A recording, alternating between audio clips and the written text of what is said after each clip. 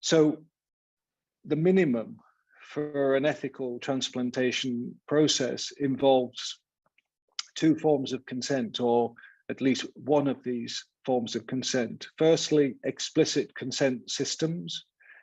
These are those that require explicit consent during a donor's lifetime or by family members after their death, or two presumed consent systems, which are based on the presumption that the deceased donor consented to the removal of their organs. Accordingly, transplant tourism, which, as I say, perhaps is the least severe risk, undermines one of the key principles of ethical organ donation and transplantation, that is voluntary and informed consent. The World Health Organization is clear that in order for organ donation to be ethical, the donor must, quote, act willingly and free of any undue influence or coercion, close quote. Importantly, the World Health Organization does not consider a person to be willing if they are selling their organs for money or other benefits.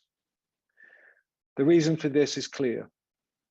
The average donor and recipient, the contrast between the two could not be more stark. A typical male donor is 29 years old, earning an income of US $480 per year, while the typical male recipient is 48 years old and earning around $53,000 per year. This disparity and the financial vulnerability of the donors that it exposes means that donations are very easily made under economic duress, where real consent is lacking. Consent of a kind given in these circumstances cannot be considered to be truly voluntary, as recognized by the World Health Organization. Circumstances matter, circumstances which lead to coercion and a lack of voluntariness in the consent or in the purported consent. This is at the heart of these unethical practices. And all the way then, let's turn to the sharper end of the scale, forced organ harvesting. This is the killing of a person so that their organs may be removed without their free, voluntary, and informed consent and transplanted into another person. Since the early 2000s, there have been concerns about such a system of forced organ harvesting in the People's Republic of China. At the beginning of the 2000s, the PRC leapt from a follower to a leader of transplantation technology. Despite there being no voluntary donation system, within 4 years, the country made impressive developments in the field of transplantation. Organ transplantation hospital numbers tripling, transplantation surgery expanding from solely kidney transplants to hearts, lungs, and livers.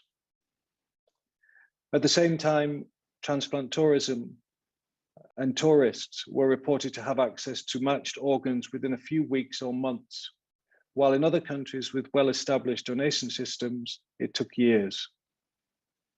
The transplants were able to be planned in advance, with specific dates on organ availability provided to the recipient of the organ well ahead of time.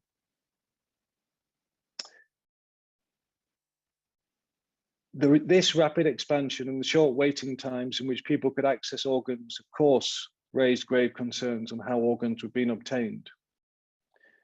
This resulted in allegations of the existence of a state-sanctioned regime of forced organ harvesting of prisoners, including non-death row prisoners. In 2009, the PRC officially stated that 2/3 of all organs used in transplantations were removed from death row prisoners, asserting rather unconvincingly that prisoners had consented.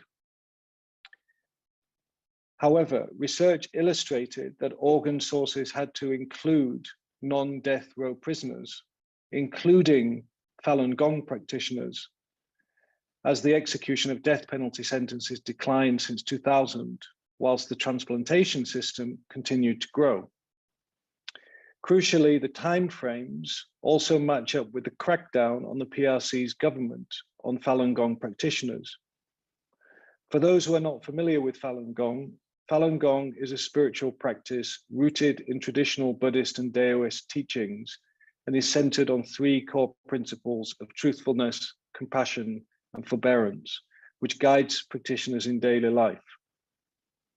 Prior to the large-scale campaigns commencing in 1999 aimed at eradicating the Falun Gong, including enforced disappearances, extrajudicial killings, and other grave human rights violations, the movement was popular in the PRC, including among state authorities. In 2010, the PRC announced that from 2015, the system of organ procurement from executed prisoners would end, and that they would begin to engage in efforts to establish a voluntary organ donation and allocation system in line with WHO ethical standards. However, research has shown that the number of organ transplant surgeries still substantially exceeds the number of registered organ donor numbers, and as made clear by the judgment of the China Tribunal, to which I will turn in a minute, there is no evidence that the significant infrastructure associated with China's transplantation industry has been dismantled, and absent a satisfactory explanation as to the source of readily available organs, logic and common sense dictates that forced organ harvesting continues to this day. Please refer to the advisory report for more discussion on these issues. Turning to slide 9, concerning these barbaric practices, the China Tribunal and its judgment are of critical importance. They constitute the first extensive and independent review and evaluation of a significant body of evidence from experts and facts-based witnesses on forced organ harvesting in the PRC. Led by Sir Geoffrey Nice, a well-known human rights and international criminal lawyer, but also with a panel of esteemed experts in the field of international criminal and human rights law, cardiothoracic surgery, business and international relations, the judgment was damning. It found beyond reasonable doubt that 1, Falun Gong practitioners were serving as the principal source of organs for forced harvesting in the PRC, and that the widespread or systematic attack of forced organ harvesting together with other criminal acts constituted crimes against humanity. These findings were subsequently corroborated by 8 UN special rapporteurs and 4 UN human rights experts in June 2021. They reported that they'd received credible evidence of ethnic minorities and other groups being forcibly subjected to blood tests and organ examinations within China, and that these were, quote, credible indicators of forced organ harvesting, close quote. There is more evidence. The Uyghur Tribunal, again led by Sir Geoffrey Nice, again found evidence of forcible harvest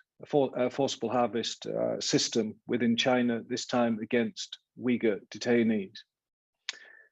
And so with this type of reporting, the risks are clear. And the risks are widespread and systematic. They inevitably concern, therefore, a wide range of medical professionals who work in the transplant industry, not just those at the most proximate position, the transplant surgeons, anesthesiologists, nurses, and so on, but also professionals who might be considered more ancillary, such as the suppliers of medical equipment, fluids, and drugs, clinical research institutes, those who engage in professional development programs, medical journals, academic exchanges, and so on and so forth. So these are the risks, and these are those who will encounter those risks. And those risks might be and should be considered to be legal risks. The legal risk of complicity. Complicity is a broad term, but it encompasses a huge range of ways in which individuals and organizations can be legally responsible for contributing to human rights violations of this kind. In the advisory report, we focus on aiding and abetting because it's the most commonly known form of complicity. It's routinely used in international criminal law tribunals, and it's routinely used at the national level. It means the practical assistance, encouragement, or moral support, which has a substantial effect on the perpetration of a crime. It doesn't require that the person or organization intends the crime, more that the individual or the organization intends to contribute to the crime. There's a difference there, as you'll appreciate. This is discussed more in detail in the report. Aiding and abetting is, as I say, one of the modes of responsibility in which an individual or an organization can find themselves in a courtroom at the international level or at the domestic level. And if you're talking about the sharp end of the practices within the transplant industry, you're talking about crimes against humanity. And crimes against humanity fall to be prosecuted under universal jurisdiction principles, which means that anyone, or any state rather, should be prosecuting those crimes regardless of where they were committed. Indeed, if you look globally, there is a growing trend on a domestic level for these types of crimes to be prosecuted, and a growing trend on a domestic level for businesses to be prosecuted for their links to such crimes. In the last year alone, representatives of 2 French companies and 1 Swedish company, as well as a French company, have been charged by public prosecutors for complicity in international crimes. Charges were brought on the basis of the companies being indifferent to international crimes, despite them being aware of their tacit involvement. Again, I repeat, it's not about the company intending the crimes, it's about the company being aware of the risks and nonetheless going ahead and taking those risks, and in the end contributing to those crimes. Of course, in the end, what we're talking about is proximity to crimes, proximity to violations. And in practice, this of course means in terms of the transplant industry, and this is what we discuss at length in both the advisory report and the policy guidance, there is a sliding scale of risk and involvement. For those who are involved in, for example, publishing transplant research, the risk will probably be much lower. But for those who are, for example, supplying or distributing medical equipment essential for successful organ removal, for example, to a military hospital, which has been reported to forcibly remove organs, then the risk is clear and present and probably significant. And so, finally, how do we deal with those risks? How should the transplant industry protect against those risks? First of all, to ensure that they don't contribute to them, but also to ensure they don't suffer the reputational damage which inevitably arises if cases are highlighted or prosecuted against them. We deal with this at length in the advisory, but also particularly in the policy guidance. A number of steps are essential and mandatory according to international law, and can be summed up and found in the United Nations Guiding Principles on Business and Human Rights. They place a responsibility on states to protect rights, and they place a responsibility on businesses to respect human rights. And this is not simply a declaration, it's about initiating processes. And these processes are outlined in the UN Guiding Principles. At a minimum, medical institutions must: 1, establish a human rights policy; 2, conduct ongoing human rights due diligence; and 3, disengage from relationships where the risk cannot be prevented, mitigated, or remediated. Now, I won't go into huge detail on these points, but I'll just make a few points and then I'll turn over to the rest of the panel. A human rights policy is a public statement that has to be adopted by the executive level and senior management of an institution. It can't be palmed off to somebody in the HR department. It has to be adopted and embedded within the organization. It cannot be a paper tiger. It needs to be a live instrument which describes the commitment and ensures that the organization lives up to the commitment. Human rights due diligence. This is the core of the responsibility and the means by which an organization within the transplant industry can respect human rights and keep itself from contributing or causing or being linked to human rights violations. It involves identifying human rights risks. It involves then formulating responses to those human rights risks, tailor-made to the organization, tailor-made to the severity of the risk, and tailor-made to the activities of the organization. And it's not a one-off requirement. It's a requirement to identify and confront and to continue to evaluate the response and evaluate the effectiveness of the due diligence. And so finally, as I say, there has to be a line drawn. If those risks cannot, according to due diligence, be remediated, then the organization should be disengaging from those risks and should be disengaging from those relationships. This is not just a commitment that is required under UN guiding principles, but is also one which will keep the organization from encountering domestic problems of legal enforcement. Increasingly, countries such as Belgium, France, the UK, United States, Canada, Australia, and New Zealand have domestic laws which are hard law, civil responsibilities, criminal law responsibilities, which if an organization within the transplant industry falls foul of them, then they will find themselves in front of a courtroom being prosecuted or investigated according to those civil and criminal law demands. Please have a look at the legal advisory report, and we detail what those hard law requirements are. So let me finish here, and I can pick up on any issues during the Q&A. But a starting point is that those institutions within the transplant industry must take steps. The risks are clear. The risks need to be further explored, and the medical institutions and professionals within the transplant industry should be proactive in identifying the risks and dealing with them.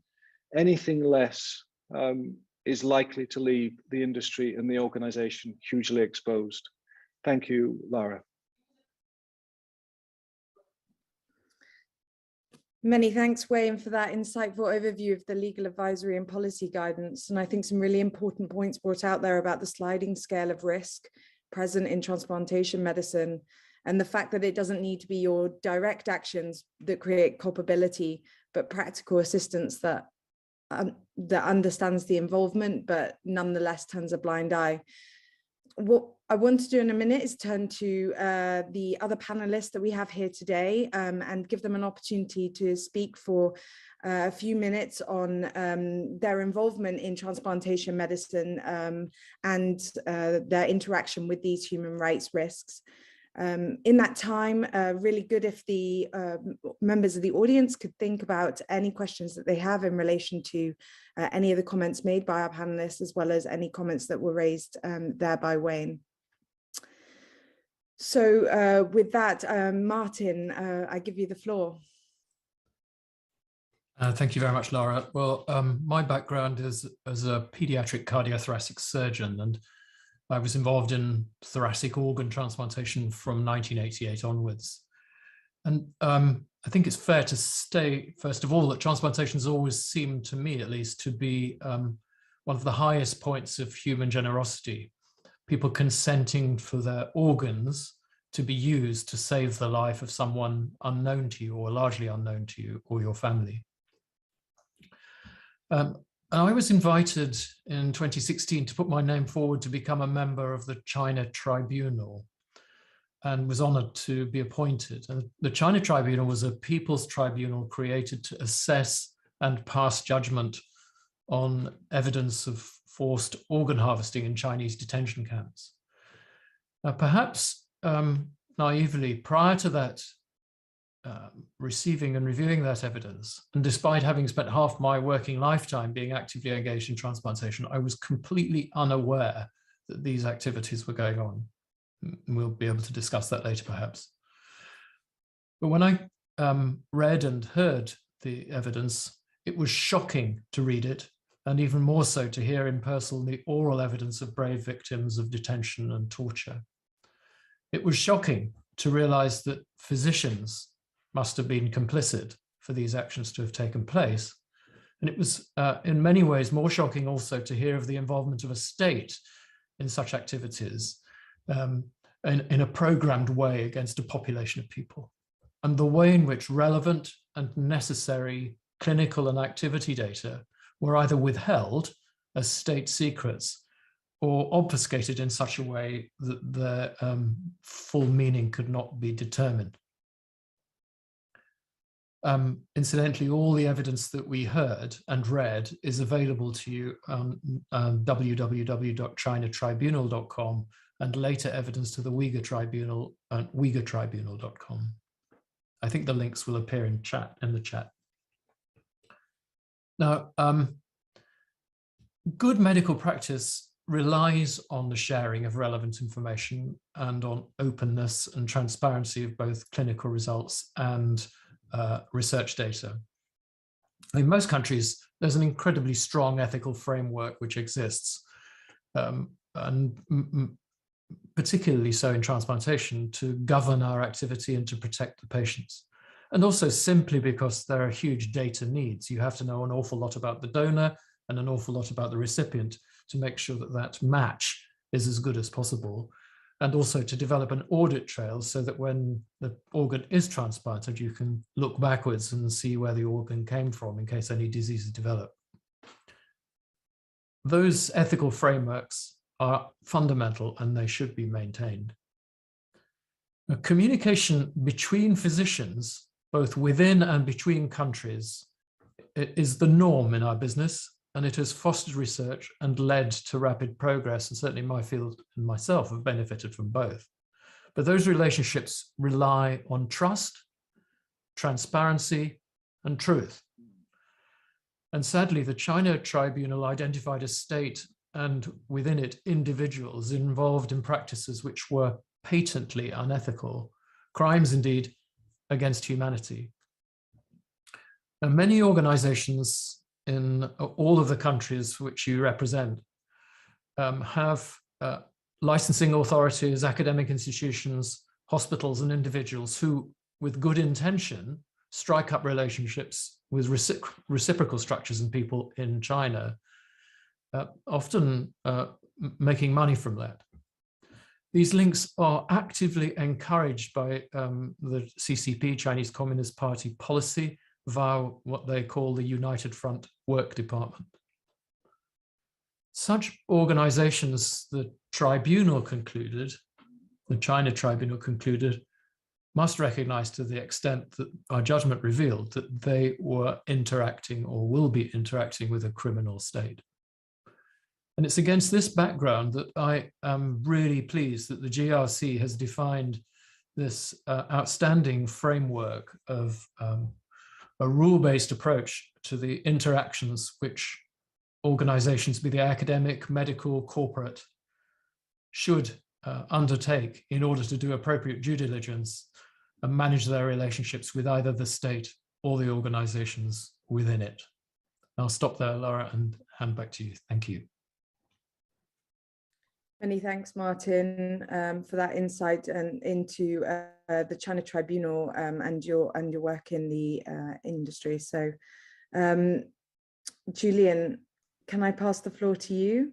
You can. I've had some terrible anxieties getting onto this platform, so it is a delight to actually be connected with you. I'm here representing this evening the Human Rights, Medical Ethics and Human Rights Department of the British Medical Association.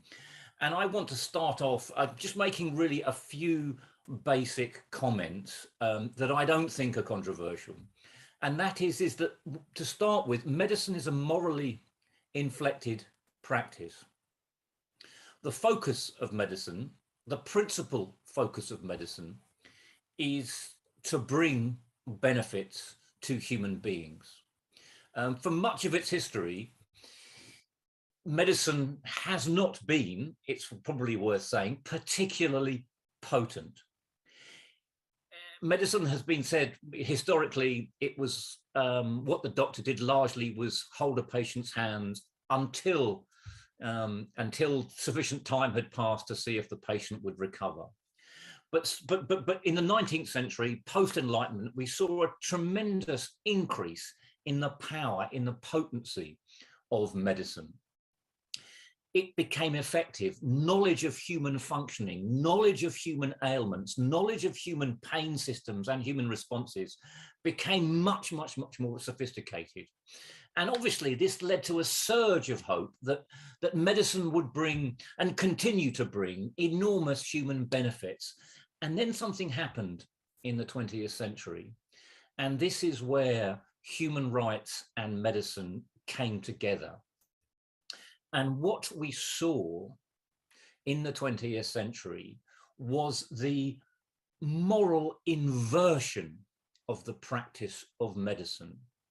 We saw totalitarian states co-opt forcibly in some circumstances, in other circumstances without coercion. We saw states co-opt medical practice for the destruction, either the direct and deliberate destruction or the indifferent destruction of human beings, of human bodies, leading to profound distress in the medical profession about the uses to which its extraordinary technologies, its extraordinary insights had been pushed. And that was the moment really at which we saw the development both of the human rights movement in medicine, or the human rights or the medical engagement with human rights, but also this increasing concern, this gathering concern about ensuring a protection of the proper moral purposes of medicine. And to précis brutally, right at the heart of that is the issue of informed consent, of a respect for the free and deliberative choices of patients. That's right at the core of the moral practice of medicine. And when we are looking at forced or coerced organ harvesting, it is clear that we are seeing a fundamental violation of the moral core of medicine. And that is set out in professional codes, global professional codes, the World Medical Association, declarations of Helsinki, declarations of Geneva. These are some of the kind of fundamental codes that govern the practice of medicine globally. And what we are seeing, what we have seen in China, the kinds of things that Martin and Wayne have been talking about, are a fundamental inversion, a perversion of core professional responsibilities in medicine. The British Medical Association has been pressing for years now to raise the profile of human rights issues in medicine. More recently, in relation to China, we have been pushing at the World Medical Association, raising our concerns on international fora. Fundamentally, and this is partly echoing what Martin has said, it is the fundamental obligation of all serious professional medical associations to engage with this issue, to call this issue out, and to take steps at the highest possible level to eradicate this grotesque and inhuman practice. So I'll leave it there. Many thanks, Julian, for some really interesting insights there regarding the history of medicine, the ethical nature of the profession, the relevance of human rights, and the role of medical associations when it comes to enforcing those rights. And I think that will be a point that we can return to in a minute. Next, I will hand the floor to Jörg, who can provide a bit more insight into the ethics of research and the interaction with journals. Jörg, the floor is yours. Thank you very much. It's a pleasure to be here and also represent academic journals. Academic journals are, if you like, the stewards of the scientific literature, of the achievements as in science and medicine as they get documented. And that obviously is also a responsibility for academic journals. What is very important is that the body of the scientific literature on which scientific progress or medical process is based follows all ethics standards, is compliant with international laws, with international ethics. And on this topic, for example, there's standards on ethical organ transplants set out by the World Health Organization, by the World Medical Association, and also the Transplantation Society. So there are existing standards and ethics standards around organ transplants that have been documented, and in my view, the academic journals are the stewards of those and need to ensure that what they publish and what gets out into the community follows those guidelines. And journals have implemented, for example, checks around ethics approval in clinical trials and related topics for now decades. And it's also equally important that not just the rights of patients, but also in terms of organ transplants, the rights of those that are donating organs are considered and also are ensured. So how I came to this topic was in 2019, early 2019, Wendy Rogers and colleagues, they published a study based on also, I think, the work of the China Tribunal, where they analyzed the scientific literature for studies on organ transplants that took place in a period, in this case in China, up to 2016 or so, and identified studies of concern where potentially organs may have been used from prisoners, where consent or appropriate consent would not have been possible. So when I became aware of that as editor-in-chief of PLOS ONE, we looked into this. So for context, PLOS ONE is one of the largest journals in the world. At the time, it had published more than 200,000 studies in the space of 10 years. So it is a very large journal, and it has published across all the disciplines. And we looked into this and we identified about 21 studies of concern that were published around in the time frame in the country that probably needed to be assessed. So what we did is, the studies were already published, but what we did is we went back to the authors and asked them for documentation about ethics approval, as well, local one, as well as documentation about the donors. You know, what were the nature of the donors, where did these organs came from, and we heard nothing back, or very little, or argumentation back that everything followed local laws and regulations, which I don't know, may or may not have been the case. But there was no documentation forward, and given the concerns and the evidence that was presented at places like the China Tribunal, we decided to retract those studies. So there were 21 in total that were retracted in 2019, over the summer of 2019. So each case was looked at individually and assessed individually. And yeah, we retracted all of those. And those were also largely those that were identified in the study by Wendy Rogers. And yeah, and from my perspective, that is a necessary step for an academic journal to take, There's another journal, Transplantation, who also took immediate and very fast steps. But to my estimate, maybe only about 10% of the studies that were, or less than 10% that were identified by that independent study were actually retracted. Some have seen an expression of concern, which is basically an editor saying, well, there seem to be some concerns around that study, and the editor is concerned about this. But largely, we have seen not too much action on those. And my call for academic journals would be, that these concerns need to be taken seriously. That studies that violate international ethics standards, even if they may be in accordance with potentially local laws, need to be considered and assessed whether they should really be part of the scientific literature and the body of academic achievements on which we build our own progress.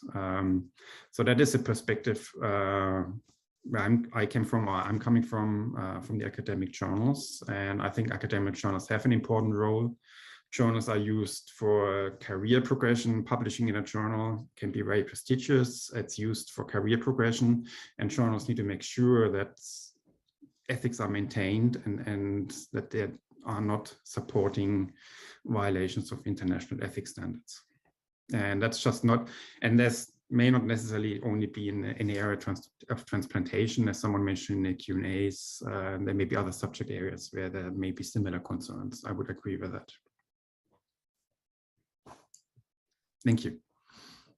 Many thanks, Jörg, for sharing those important views and making that call to action for medical journals and academic journals and editors to take more action. Especially interesting your views on seeing editors as stewards of ethics and your experience with journal articles that have come across these issues and been suspected not to be in compliance with ethical guidelines. Thank you very much for that. Finally, I will give you the floor, Cecile.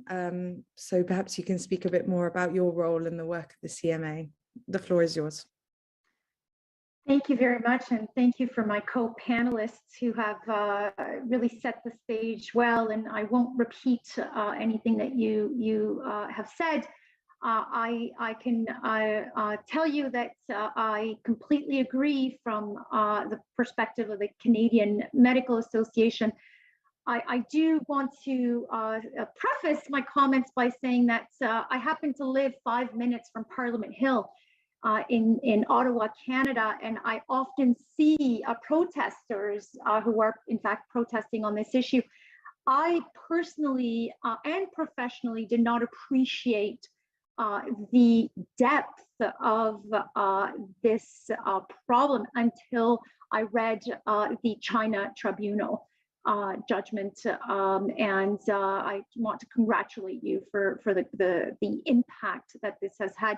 So I do have a few, really just a few slides, just because it's good to have visuals, and really I'm going to spend just a few minutes here to review what has been done in Canada and what the CMA has done. As you can see here from the Senate of Canada, an article titled "Canada Must Not Be Complicit in Predatory Trafficking Industry," written by Senator Atolahan, who actually has championed the legislation in Canada. So there is currently legislation being considered. There have been three iterations, I should say, three iterations of the bill. And each time that the bill was introduced, it was by the same sponsor, by Senator Atolahan. It first began as Bill S-240. It was nearly passed in both the Senate and the House of Commons, but the Prime Minister at the time prorogued Parliament and the bill died in 2020.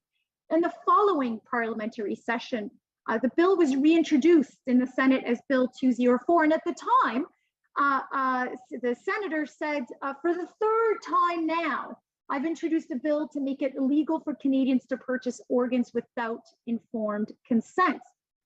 Bill S-204, the new iteration, is an attempt to put an end to transplant tourism, the effects of which have largely escaped public notice.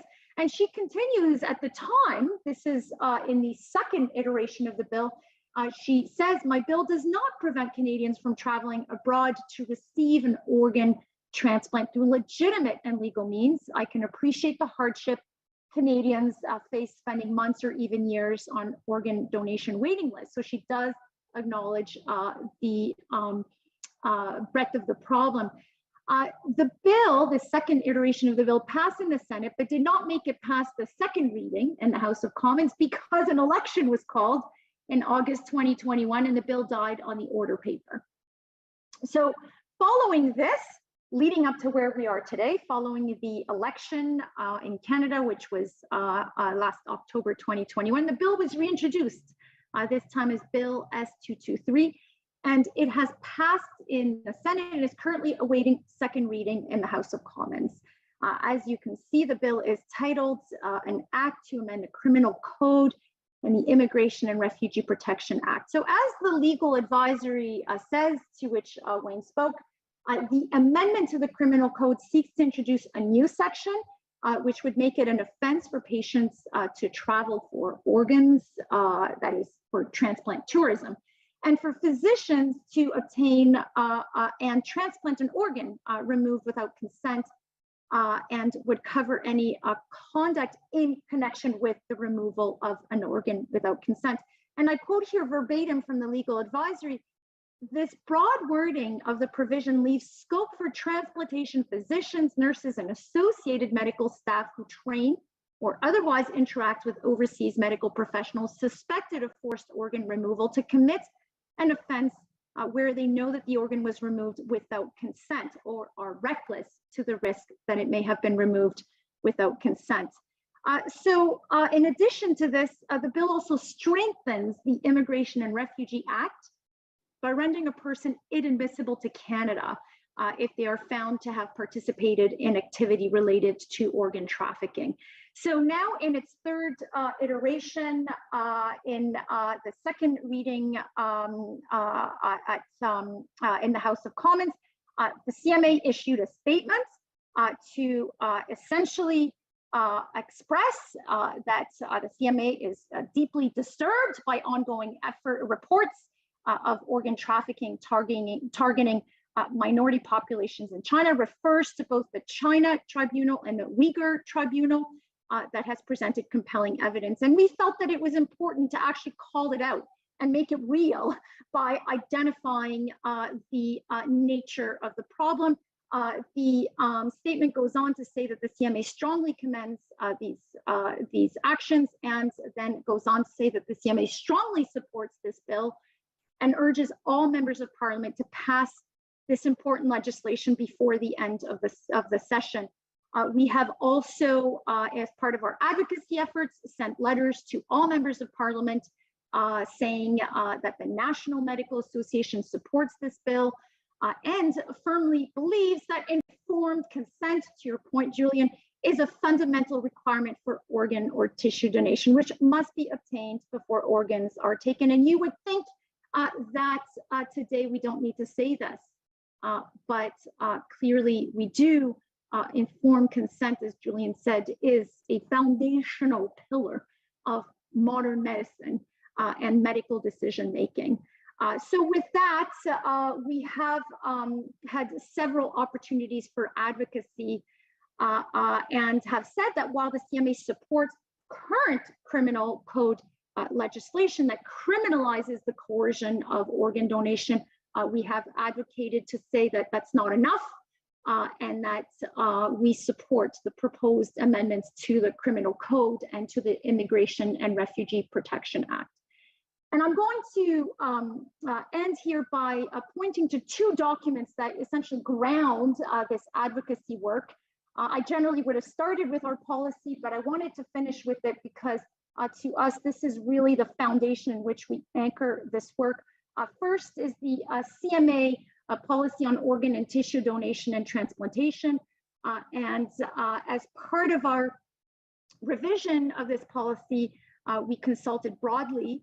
And as part of this consultation, we have met with the coalition of organizations that you're familiar with, the Doctors Against Forced Organ Harvesting, Canadians in Support of Refugees in Dire Need, and the Human Rights Research and Education Center, and the International Coalition to End Transplant Abuse in China. They challenged the CMA to take on the issue of forced organ harvesting to their credit.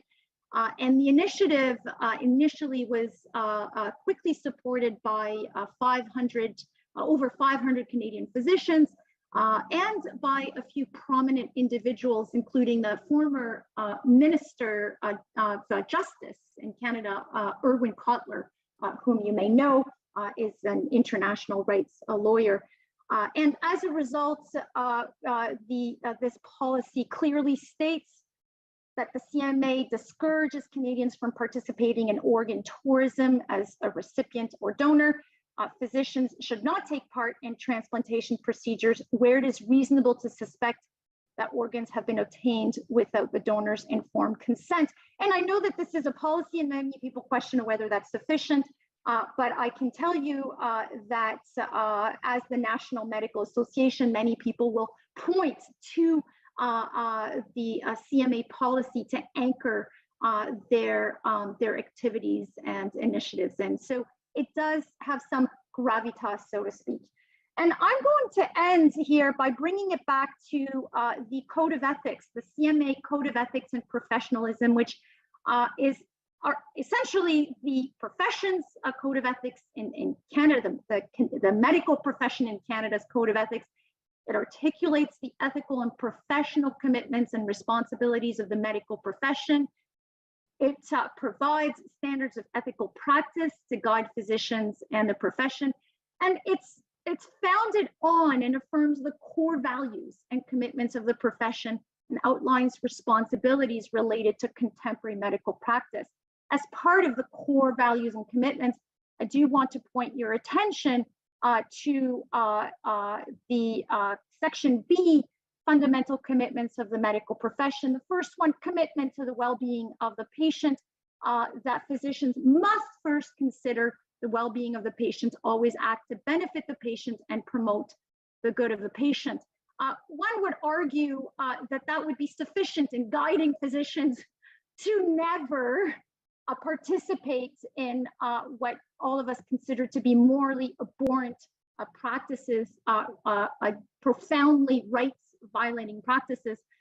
But we felt that was not enough, and consistent with the Code of Ethics from the European Council of Medical Orders, we added a responsibility to never participate in or condone the practice of torture or any form of cruel, inhumane, or degrading procedure. And I recognize that does not specifically call out forced organ harvesting, but it does articulate the overarching obligation here, which again is part of the obligations of physicians in Canada.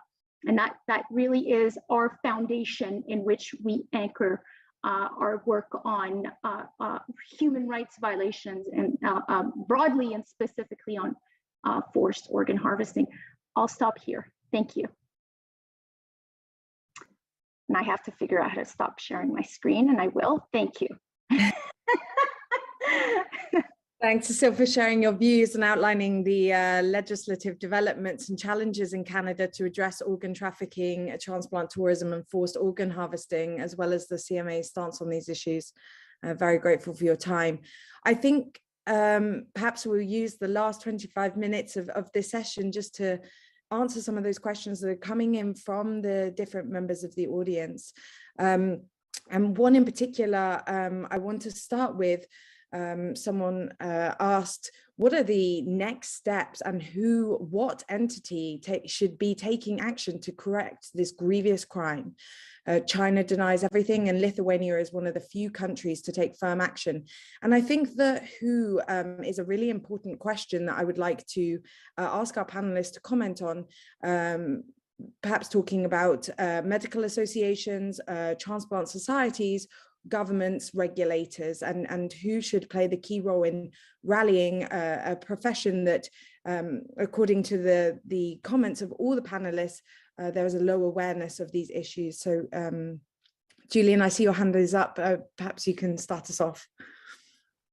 It seems to me beyond question that we need an independent review, that the only possibility, I think, of identifying precisely what is going on is for an organization like the United Nations to commission an entirely independent review of what is taking place, an investigation into what is taking place. And until such time as there is, as Martin has talked about, complete transparency about what is taking place throughout the organ transplantation system in China, these questions will endure.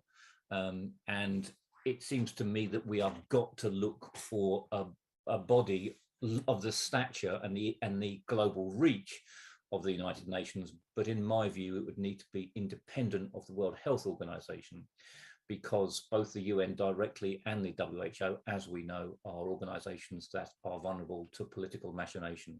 So in my view, we must look towards, and certainly the BMA has called for such an independent review or investigation. I think we have to go there somehow. Many thanks, Julian. I wonder, Martin, whether you want to add anything to that, particularly on the transparency point, which I know that you raised in your comments earlier. Thank you. I think that the important thing in the context of transplantation, I'll limit it to that just for the moment, because there's some wider issues as well. The first is that for a successful and effective transplant program to exist, in other words, to know where a donor is and where a recipient is, a lot of information must have been collected and presumably stored. So any organization that wants to go in and look and see what is really happening is going to have to play with that paper trail all the way back to source.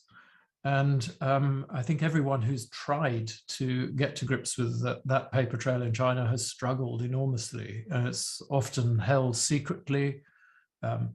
As a state secret, it's often distorted in some ways, and the publications that they have made about their data are fundamentally wrong.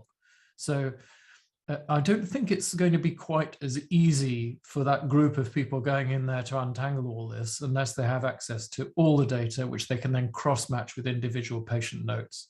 Imagine that. With the added value, added difficulties of doing it in different culture and different language. I think that's going to be a real challenge. The other point is that many of the investigations which have been carried out have already begun to identify key individuals. And I think I would have to hand back to the lawyers in the panel about whether individuals can be named maybe under Magnitsky regulations and dealt with. I certainly don't know enough about that, but I would like an independent inquiry to dig through this. I just think it's going to be really, really hard, A, to find a panel, and B, to get permissions, and then B, to be able to do the work, C, to do the work. A, B, and B is not so good. B and C to do the work. Maybe I'm just being a bit pessimistic about that, but somebody ought to be brought to book. But how you do it is more one for Wayne and you, Laura, I think, than for me. Well, I will pass it to Wayne. Wayne, do you have any comments on that? Well, I'm also, I think, skeptical of an international inquiry. I think with China's position on as a permanent member of the Security Council, with its long reach, on top of that, I think international inquiries take a very long time, and there's a certain cumbersome character to them, which in circumstances like this can neutralize their effectiveness. To my mind, and I see this in international criminal law, and human rights generally, when we're looking at the possibility of international action or more local action, then often more local action is more desirable and in the longer term more effective. And so taking this back to the advisory report and the policy guidance, I think national states have to start insisting upon this kind of due diligence. And I think that that type of due diligence involves demanding from, and it's not just China, but countries which have unethical transplantation systems, it would require those countries to answer serious questions and to be more transparent. And I think that's the key, is pressure to encourage transparency from users and beneficiaries and industry insiders. It's a slow but steady and incremental pressure, but I think one that will get there in the end. And that may sound a bit idealistic, or it may sound the opposite of idealistic, or too cynical and too slow and too ineffectual. But I see that as, in a sense, the way that human rights outcomes improve by local action, demanding change and demanding, for example, that simple things like the UN guiding principles, how often are they even mentioned within the transplant industry? I suspect rarely ever. So there's huge room for improvement, just to encourage and to pressure industry insiders and organizations within the industry to apply the relevant law. And I think that would have significant would lead to significant improvement. I think there's more hope there, I think, than demanding outright that China cooperates with an international inquiry. And Martin, I'll pass the floor to you in a second, but just to follow on from that, Wayne, we've had a question in whilst you were speaking. Do the panelists think that strategic litigation could form part of the armory of battling these human rights violations, for example, against pharmaceutical companies? Well, I as a lawyer who works looking for opportunities to strategically litigate, I think that may well be one of the most effective ways to bring about change. If you look at enforcement in relation to businesses, or rather, if you look at the way that businesses routinely, and I don't just mean the transplant industry, I mean across the board, business routinely ignore their international obligations to respect human rights. And they'll continue to do so without enforcement. And I think we've seen a massive improvement, or a significant improvement in business adherence to human rights obligations since there's been a few high-profile cases against companies, and I mentioned some of them in my presentation. They haven't even led to necessarily to, or many of them, the recent ones over the last few years, haven't led to final disposition or final judgments or even adverse judgments, but every single one of them acts as a real incentive to businesses who then begin to get worried that they're going to be next with all the consequences that flow from that. So the simple answer is, I would say strategic litigation may well be the stick to beat some of the companies with, and to force change. If I can just come in there briefly, Laura, I think I would agree with that as well. But what the GRC is doing with this document too is to put some obligation on all of us who come into contact with these organizations to have a high index of suspicion, which is quite an important thing.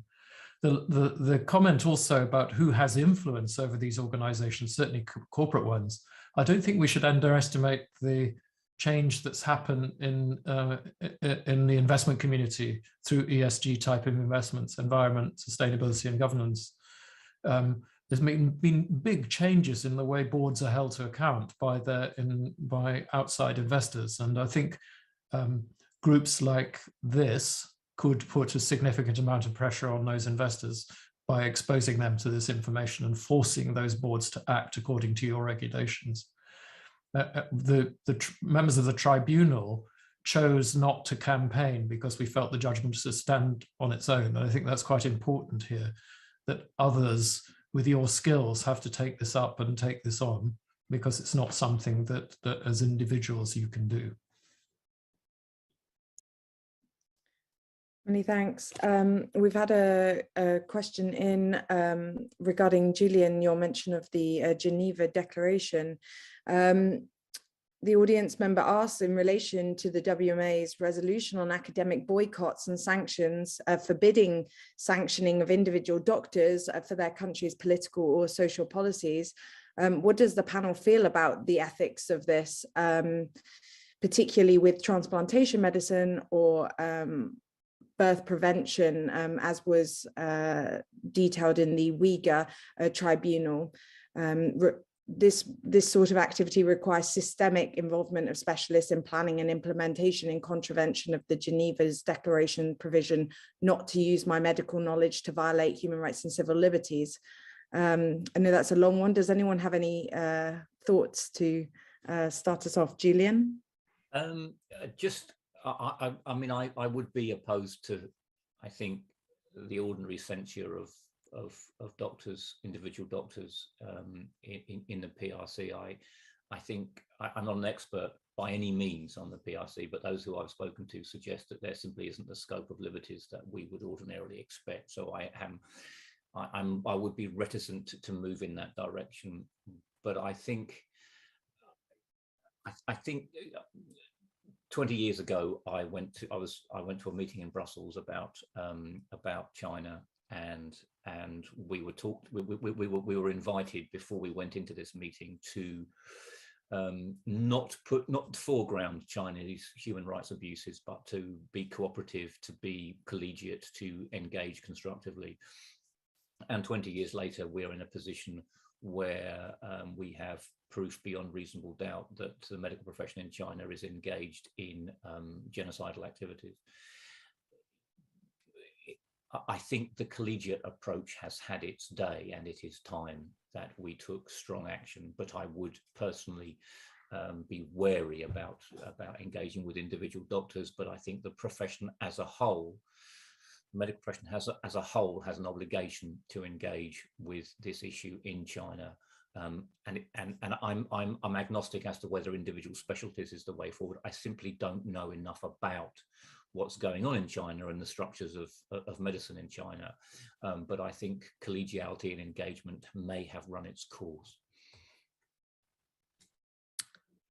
Thank you. Yes, absolutely.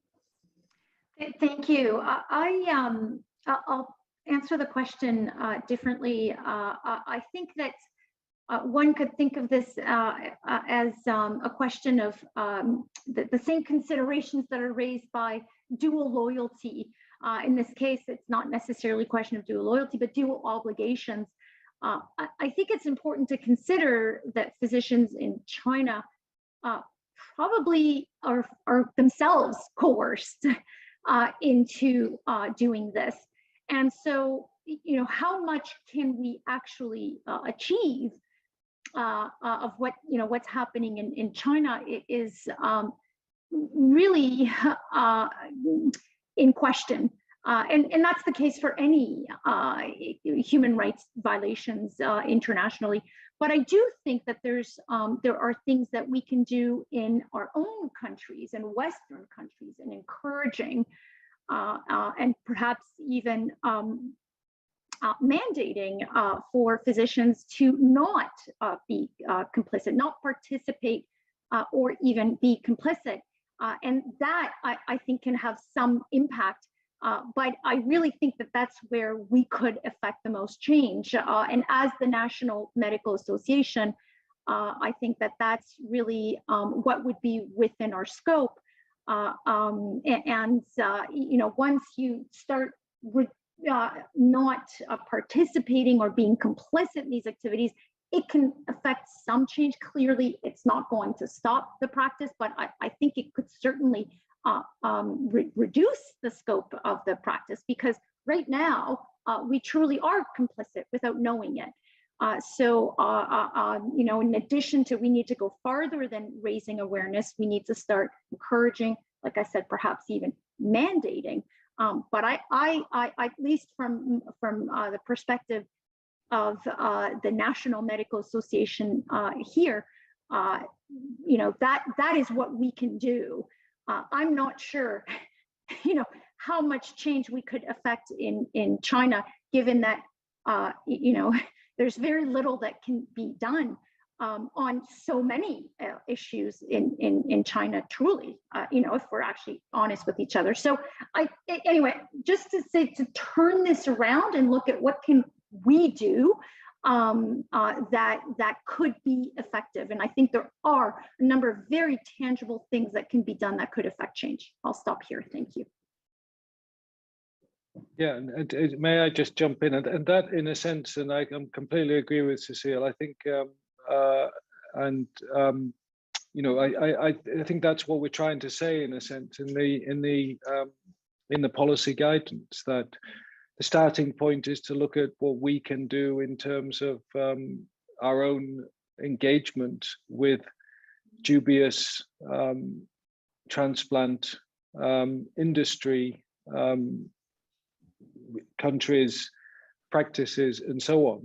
That's got to be the starting point. It seems to me sort of leaping over all the action we can take to clean up our own house, and immediately going to sanction individual doctors or individuals within the Chinese transplant industry. And we, I don't think anyone from this vantage point can look at those individuals and say they are autonomous, independent actors who choose willingly to engage in those activities. Some will and some may not. I mean, this is the reality of an authoritarian country. But what we can say for sure is that we have plenty of scope within the transplant industry to conduct due diligence and determine whether we continue, I say we, I'm not in the transplant industry, but the transplant industry engages with the research industry, research house, or surgeons or academic journals, and determine how to engage with them, and whether to continue engaging with them if they fear that there are human rights risks. Absolutely, and I think that's a nice segue to you, Jörg, just to talk about your kind of call to action for the research publications.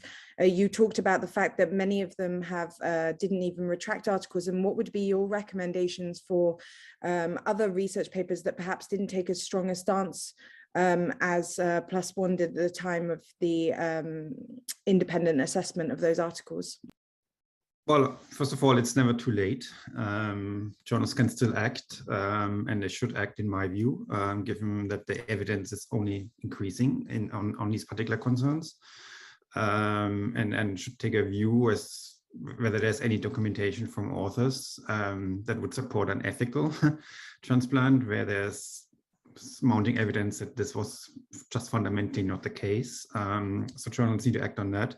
And the second thing, what we did, at least at Plus One, is on the back of that, we committed that if you publish a study on transplantation, you need to put into the study as well, as part of the methods, if you like, or your description of what you do, where do the organs come from? Are they, are ethical standards followed? What are the considerations from the donors and so on?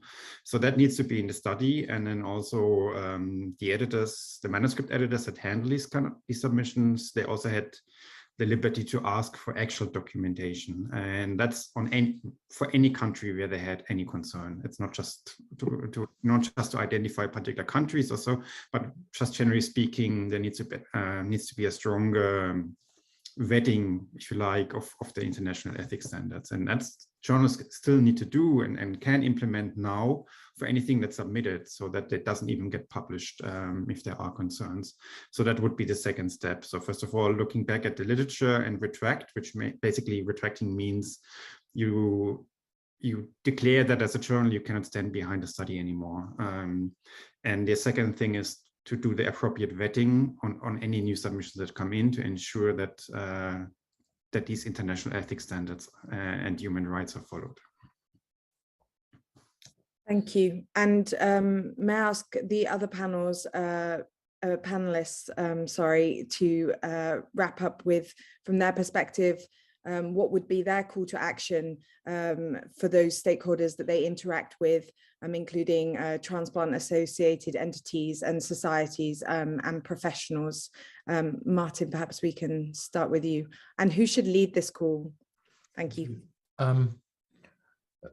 Well, I'll start with the first part of the question. I think that all the organizations who are managing medics, if you like, so that's the professional bodies, in the case of the UK, the Royal Colleges, the CMA itself, grant-giving bodies and licensing authorities each have a major responsibility. And individual hospitals, if they're setting up relationships with other hospitals, have to do it as well. So one of the good bits about the work that you've done is to provide that framework. So I'm very much in favor of that.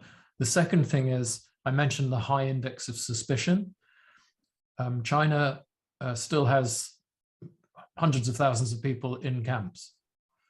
These people are at risk of medical experimentation at the very best, and other harms at worst, perhaps. So it would be crazy of us to go forward into the next decade without a much higher index of suspicion than we've had in the last decade.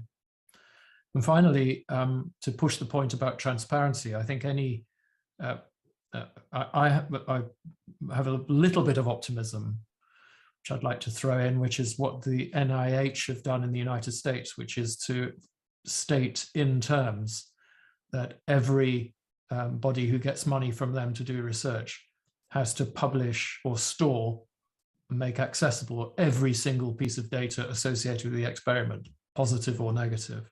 That is the best thing to happen to science for a very, very long time. And I would hope that everybody around the world will do the same thing, and the countries which don't will find themselves excluded from publications simply because they're not doing that. I think that will make a big difference. On a personal level, worry who you're talking to. Cecile, if I ask you for your concluding remarks and a call to action.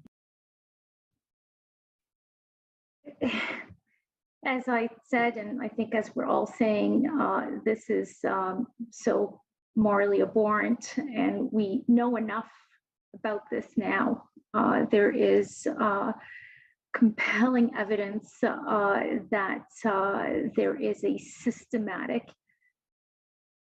industry on forced organ harvesting. And as Wayne said, there's no reason to wait for a smoking gun. In many ways, there is already a smoking gun.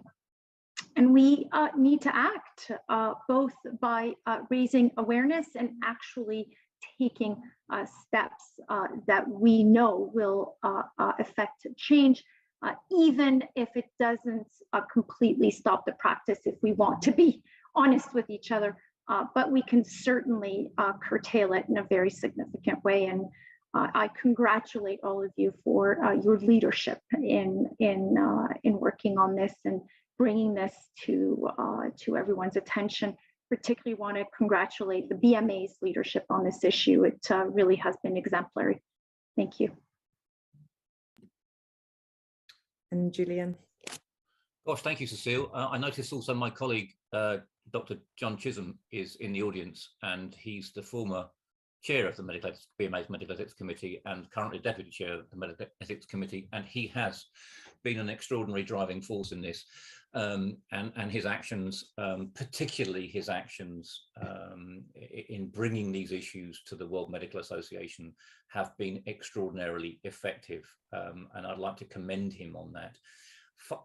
I agree with everything that Wayne has been saying about the possibilities of actions related to compliance throughout, if you like, the industry of transplantation. But from my perspective, with my BMA hat on, this is a matter for global medical professional leadership also. The profession has to call this out. Somebody said in one of the chat bars that China is sensitive to global public opinion, and I think that is true. And I think it behooves the medical, it's a fundamental moral obligation of the global medical profession to continue to call this out, because it is such an obscene inversion of fundamental moral obligations in medicine. China is enormously powerful. These industries are global. There are going to be all kinds of opportunities to influence, but the profession also has to take a leading role in calling this out. We have to find a way to ensure that medical professionals do not engage in these kinds of activities. Thank you. And lastly, I'll hand to you, Wayne, for closing remarks. I'm not sure I could better what's been said, but we do know enough. Transparency is key. Calling it out is key. Due diligence, as we discuss in the policy guidance, is key. So read and adopt our proposals. And I am confident that if enough organizations, if enough of the industry adopted that kind of due diligence, improvements will follow. Bad actors in any industry react when their bottom line is threatened by customers, by beneficiaries, by those who engage. And so it's in the hands of those who regulate and work within the industry to force change. And it starts with their own due diligence. Well, many thanks to all the panelists for their insights today. It's clear that there is a legal and moral responsibility to conduct due diligence, to identify and assess those human rights risks, and that those responsibilities fall on the medical community. I want to thank all the attendees as well today for their great questions, and urge anyone with follow-up questions to get in touch with Global Rights Compliance. We are a friendly bunch, and we're always happy to answer your questions. Equally, I would like to thank all of our panelists again, Wayne Jordash, Professor Martin Elliott, Dr. Julian Schieder, Dr. Cecile Bensimon, and Dr. Joa Keber for making the time to take part in today's launch event. And with that, I close the session. Thank you all. Thank you.